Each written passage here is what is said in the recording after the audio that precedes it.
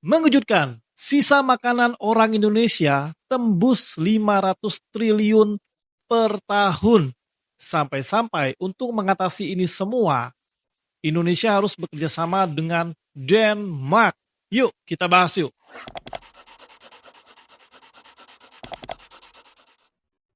Selamat datang di Bacot Warganet bersama saya, Hendra. Dan di episode kali ini kita akan membahas hal yang sangat-sangat mengejutkan, yaitu sisa makanan orang Indonesia tembus 500 triliun per tahun. Banyak banget ya. Sebelum saya berkomentar mengenai hal ini, dan kamu juga bisa berkomentar juga di kolom komentar, rekan saya akan membacakan berita selengkapnya. Kementerian Perencanaan Pembangunan Nasional Bappenas baru saja menekan kerjasama dengan pemerintah Denmark mengenai program Food Loss and Waste.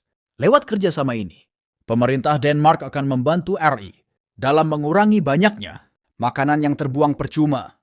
Untuk pemerintah Denmark akan membantu kita untuk Food Loss and Waste.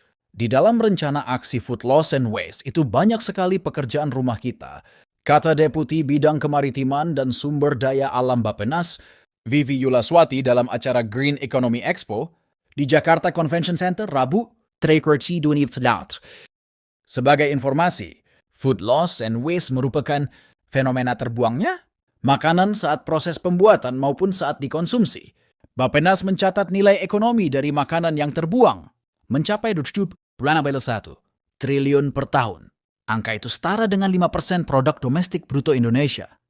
Vivi mengatakan fenomena food loss umumnya terjadi pada saat produksi. Sementara food waste lebih sering terjadi di meja makan, food loss itu umumnya di sisi produksinya. Kemudian food waste-nya di piring kita masing-masing, kata dia. Dia mengatakan kerjasama dengan Denmark untuk program food loss and waste akan meliputi beberapa aspek, mulai dari teknologi, inovasi maupun hasil riset terbaru mengenai makanan. Namun Vivi tak menyebutkan angka kerjasama ini. Tentunya banyak cara-cara yang perlu kita belajar dari banyak negara maju, termasuk untuk teknologinya, inovasinya, dan riset yang sudah ada supaya kita lari kencang, kata dia. European Union Ambassador for Indonesia, Brunei Darussalam Dennis Chaibi, mengatakan Indonesia adalah negara anggota G20 yang memiliki tingkat food loss and waste tertinggi. Dia mengatakan makanan yang terbuang cukup untuk 20 juta warga. Dia mengatakan upaya menekan makanan yang terbuang itu dapat dilakukan dengan memperbaiki seluruh proses produksi pangan, proses panen dan penyimpanan yang lebih baik dapat dilakukan untuk mengurangi. Terkait berita ini, saya ingin berkomentar bahwa Indonesia memiliki sisa makanan hingga 500 triliun itu wow banget ya. Kenapa enggak? Karena banyak bahan-bahan makanan atau makanan sisa yang terbuang. Dan kita melihat di sekitar kita, mungkin teman-teman setuju juga, misalkan kita lagi ngumpul-ngumpul, lagi acara atau ada hajatan, banyak banget orang mengambil makanan secara prasmanan dengan makanannya yang diambil sangat-sangat banyak. Nasinya bisa segunung. Bener ya? Tapi ketika dimakan tidak habis. Sering kan teman-teman menemukan itu, makanan yang diambil tidak dihabiskan dan tersisa banyak dan harus dibuang.